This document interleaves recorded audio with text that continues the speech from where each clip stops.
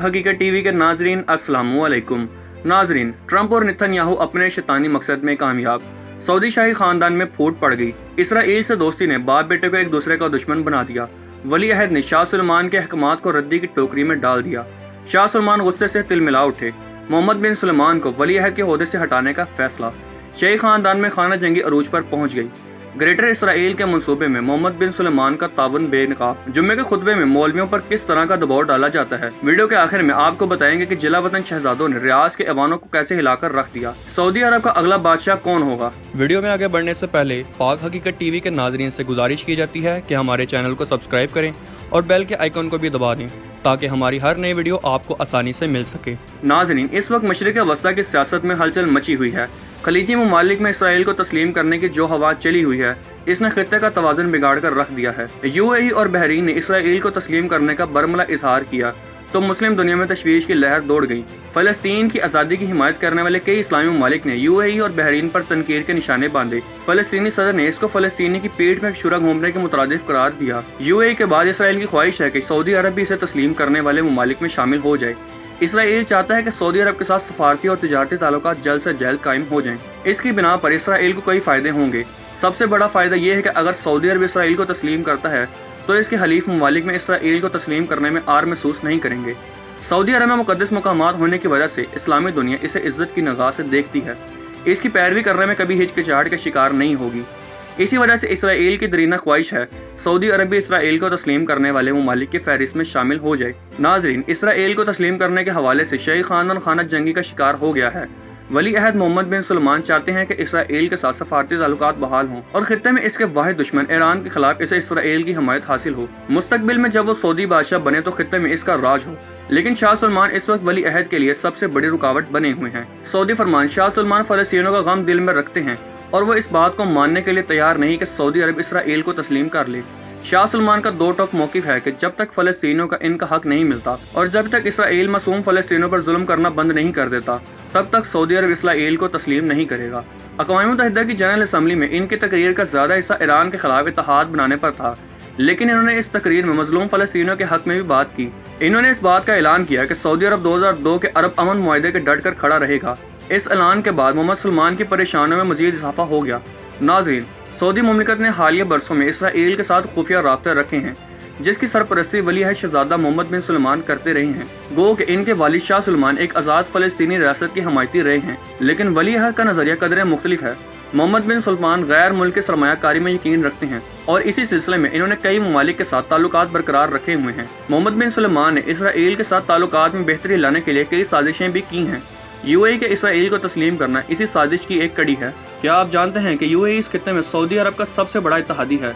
इसके इसराइल को तस्लीम करने के बाद मोहम्मद बिन सुलेमान के खित्ते में पोजीशन मुस्तकिम होगी। अब वो अपने इत्तेहादियों को इसराइल के साथ ताल्लुकात को बैक चैनल के तौर पर इस्तेमाल करेगा। इसराइली तैयारों को अपनी फ़िज़ाई हदूद में गुजरने की इजाज़त देना इस बात की दलील है कि सऊदी अरब इसराइल के दरमियान पसे पर्दा ताल्लुकात हैं और अब इस इजाज़त से साबित होता है कि सऊदी अरब अब फ़लस्तीन के मामले पर सिर्फ बात करने की हद तक महदूद हो गया है। मोहम्मद बिन सुलेमान का फ़लस्तीन के ऐशों पर मुंह मोड़ लेने में इसके कई मफादात छुपे हुए हैं।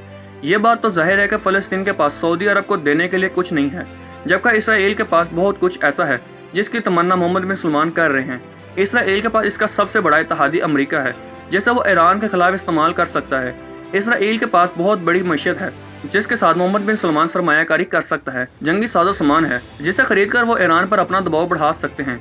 टेक्नोलॉजी का वसी मैदान है, जबकि फ़लस्तीन के पास कुछ भी ऐसा नहीं है। नाज़रीन, मोहम्मद बिन सुलेमान ने इसराइल को बाकायदा तस्लीम करने से पहले एक ऐसा घिनौना मंसूबा रचा है कि आप जानकर हैरान रह जाएंगे। सऊदी वली अहद चाहते हैं कि इसराइल को तस्लीम करने से कबल वो अवाम के जहन साजी कर लें ताकि जब इसराइल को तस्लीम किया जाए तो अवाम इस पर रद्द-ए-अमल ना दे सके। और इस सिलसिले में इन्होंने बाकायदा एक प्लान बनाया है जिसका आगाज़ कर दिया गया है। सऊदी वली अहद मोहम्मद बिन सुलेमान ने मसाजिद में जुम्मे के खुतबों के दौरान खतीब हजरात पर प्रेशर डालना शुरू कर दिया है कि वो यहूदियों के साथ नबी करीम सल्लल्लाहु अलैहि वसल्लम के ताल्लुकात को मुस्बत अंदाज में पेश करें। मसाजिद में ईसाइयों और यहूदियों को बुरा भला ना कहा जाए और इनके साथ ताल्लुकात को मुल्की मफाद में बेहतर करके पेश किया जाए। नाज़रीन, मोहम्मद बिन सुलेमान एक तरफ से खतीबों पर प्रेशर डाल रहा है और दूसरी तरफ इससे इंटरनेट इंडस्ट्री में यहूदियों के लिए काफ़ी सरमायाकारी भी की है। यहूदियों के नज़रिए हॉलोकॉस्ट पर मबनी एक फ़िल्म दिखाने की तैयारियां भी मुकम्मल थी। लेकिन आलमी वबा की पाबंदियों की बायस ये मुमकिन ना हो सका। अब जबकि सल्तनत में आलमी वबा काफी हद तक कंट्रोल है, तो ये फिल्म किसी भी वक्त सिनेमा घरों में दिखाई जा सकती है। इस फिल्म के दिखाने के बाद आलमी रवैये में तब्दीली देखने को मिलेगी और किसी हद तक अवाम यहूदियों के साथ ताल्लुकात कायम करने पर कायल भी हो जाएगी।